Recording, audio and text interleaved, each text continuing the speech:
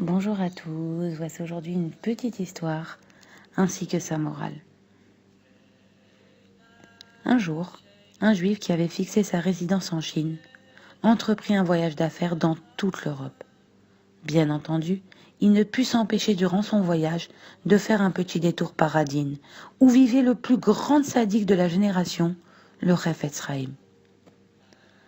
Lorsqu'il se présenta à lui, celui-ci lui demanda « Quelles sont les nouvelles en Chine ?» Le juif soupira profondément et raconta au Rav.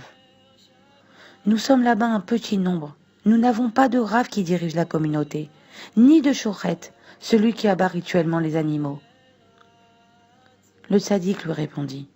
« C'est une grande épreuve dans cette génération. J'entends la même chose de juifs qui habitent en Amérique du Nord, en Amérique du Sud, en Afrique du Sud, en Australie, etc. C'est une difficile épreuve. Toutefois, nous sommes largement capables de la surmonter. C'est à votre attention qu'est rédigé le livre Nidré Israël. Tiens, prends-le en cadeau, étudie-le, enseigne-le et propage-le autour de toi. À part cela, quoi de neuf en Chine ? Le juif étonné de la question du Chafetz Chaim se mit à lui raconter.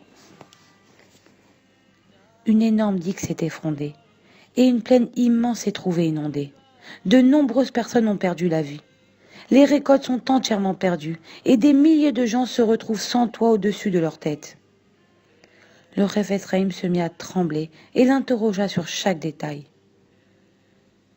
La Midat Hadin juge sévèrement. L'homme surpris se risqua à demander « Rabbi, quel lien avons-nous avec eux ?»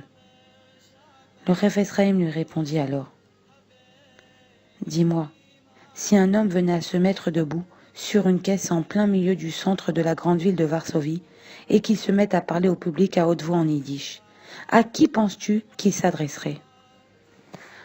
L'homme répondit sans hésitation.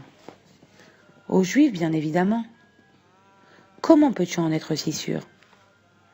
Les Juifs ne sont pas si nombreux pourtant dans cette grande ville. » « Certes, mais s'il parle en yiddish, c'est évident qu'il s'adresse aux Juifs, puisque ce sont les seuls qui comprennent cette langue. » « C'est exactement la même chose pour le drame que tu viens de me raconter, répondit le Chafetz Chaim. Les catastrophes mondiales sont en réalité des signes divins. À qui s'adressent ces signes ? Uniquement à ceux qui comprennent la langue. Qu'est-ce que les Chinois comprennent aux signes de la Midat Hadin ? En réalité, ces signes nous sont adressés, afin que nous nous repentions de nos mauvaises actions. Comment faire pour savoir ce qui se passe dans le monde, demanderas-tu ? Tout simplement en interrogeant ceux qui voyagent comme toi. Cela afin d'évaluer notre situation et de nous permettre de faire tchouva quand il en est encore temps.